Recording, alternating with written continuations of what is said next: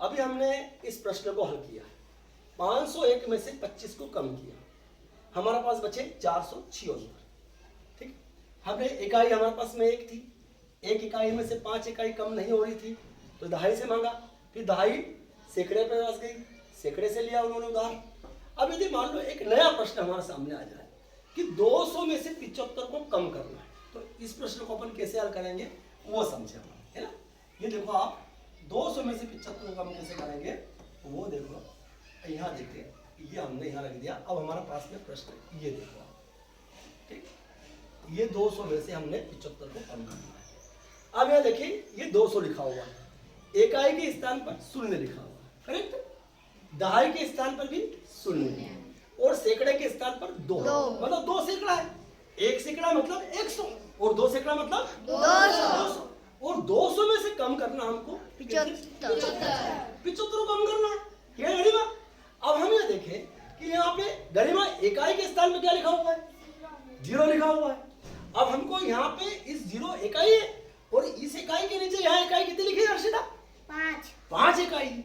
अब यहाँ 0 इकाई में से, शून्य इकाई में से 5 इकाई कम हो सकते क्या, नहीं। तो फिर ये इकाई किसके पास में गई, दहाई के पास, कि दहाई को बोला कि एक दहाई मुझे दे दो।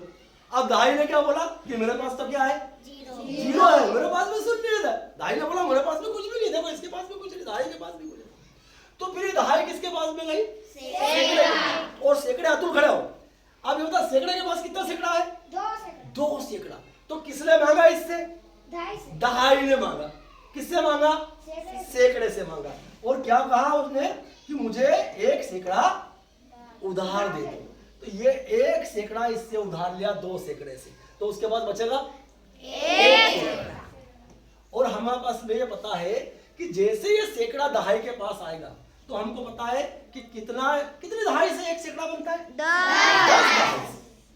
10 दहाई जो होती है उससे मिलकर 1 सैकड़ा बनता है। तो ये जो 1 सैकड़ा जैसे दहाई के पास आया तो यहाँ क्या बन गई, 10 दहाई बन गई दहाई, है ना।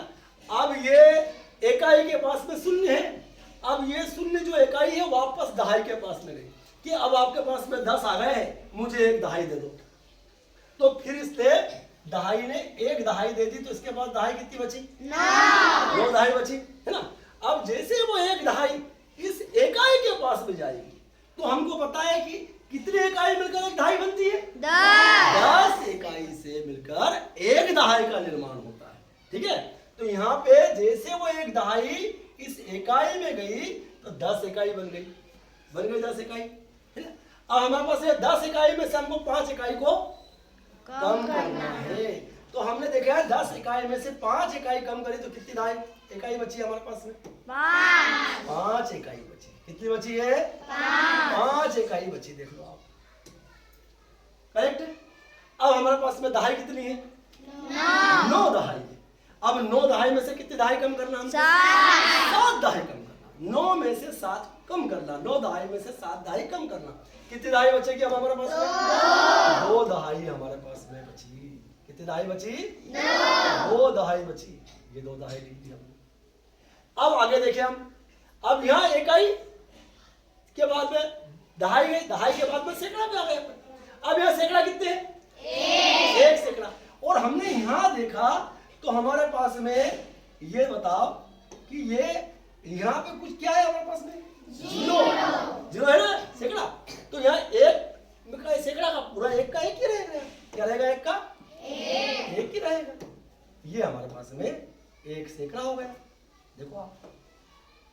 तो हमारे पास उत्तर क्या आ गया, 125। अब हम बता सकते हैं कि 200 में से 75 को कम करें तो 125 कैसे आए। इकाई में किस प्रकार दहाई के पास गए और दहाई कैसे सैकड़े के पास में गया, समझ गए।